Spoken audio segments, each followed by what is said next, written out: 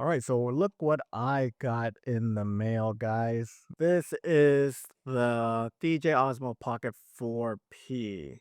I'm excited for this camera. So I've been using this for about a week or so, and I have to say I've been having a lot of fun. So I've been loving these small little pocket slash action cameras because they are frictionless. Because of their small size, it makes it easy to use whenever I need to like film content or whatever. So in this video, I'm just going to share with you guys my first impressions with this camera and go over things that I like about this camera, some things that I wish I knew about this camera earlier that I think you guys should know before purchasing this camera. So number one, if you are buying the 4P, depending where you are in the world, it's hard for me to get accessories for this camera. I actually wanted an ND filter set for this camera, but I couldn't find any in Ho Chi Minh.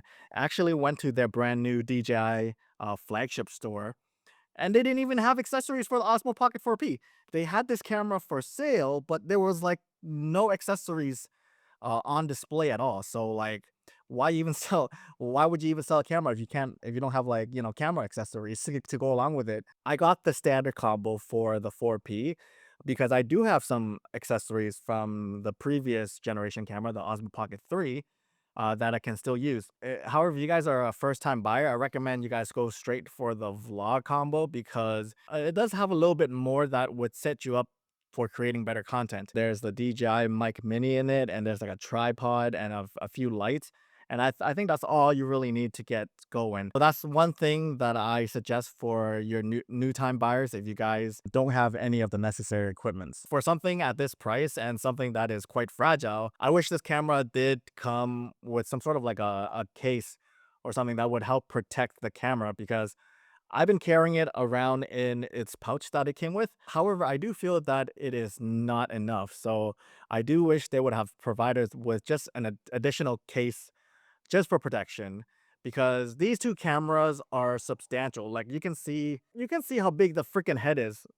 Like this is very top heavy. The lens make this camera very top heavy, and I can feel the weight holding the 4P versus holding the Pocket 3. What I do like about this camera though is that it comes with 100 gig internal storage.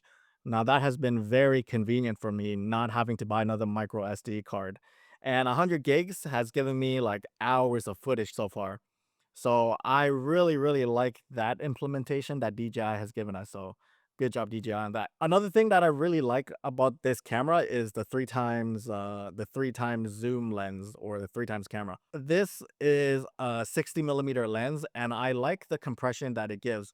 This was one of the things that I wanted in an upgrade because when I was using the Pocket 3 last year, I generally use it for B-roll. And when I do, it didn't really look as good because it was so wide. And when I did try to get in close to, try to get some background separation, the close shot would look really distorted.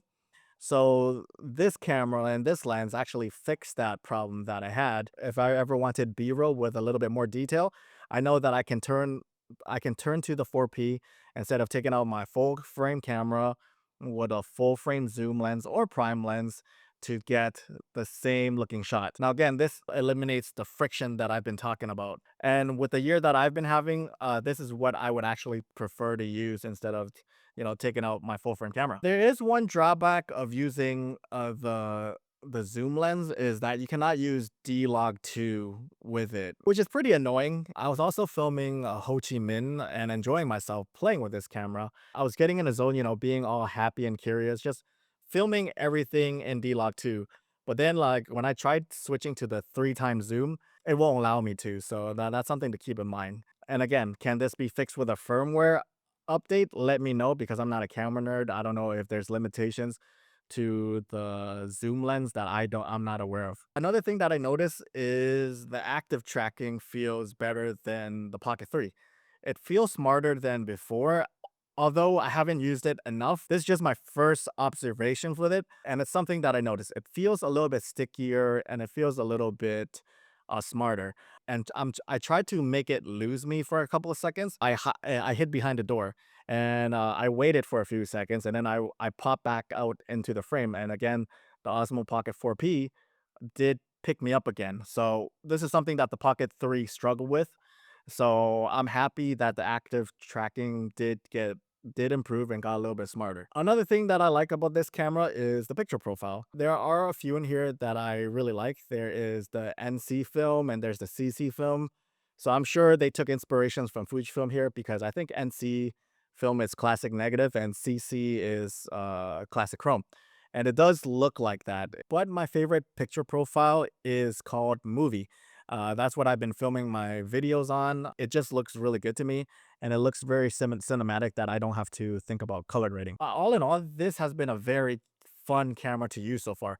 I'm enjoying my time with it, and it's honestly much better to use something like this than like a full-out mirrorless camera when you're traveling like I am right now. So we all know that we can give this to like a professional, and they can create like amazing footages, amazing cinematography with this camera because that's what they do. They can just film everything in log and color grade everything to make it look freaking amazing. So we don't need to talk about the professionals. We know that the profession give it in certain hands, you can make anything look good. And if you're someone who just wants to capture moments, wants to, wants something to vlog everyday life with, document stuff with, like travel, lifestyle, and etc., I think this camera can do that for you. However, I feel as though I'm not using this camera to its fullest potential yet because I'm still missing some ND filters for this camera. I'm missing accessories for this camera. So before you make a purchase, just make sure you have all the necessary accessories. One thing I advise on for you guys to get is a protective case for this camera if you can. And also, don't stand this camera upright because without a tripod and you turn it on, the lens activates, right? And I can just feel the weight of the lens when it like stands right up shifts. And I seen the camera move when I was just transferring videos over to my phone. I feel as though the body is a bit small to accommodate these two lenses right here, and I wish that it was a bit thicker. So, get the necessary accessory to protect you from damaging this camera. Again, I just wish DJI would give us like a protective case to begin with because seriously, man, this is a whole lot of camera in like a small size. I haven't touched on D-Log 2 because I haven't really reviewed the footage yet, but I'm gonna leave that for a later time when I give my full review after I have some more time with this camera. So if you have any questions for me, leave them down in the comment section below and I'll try to answer them in my full review video.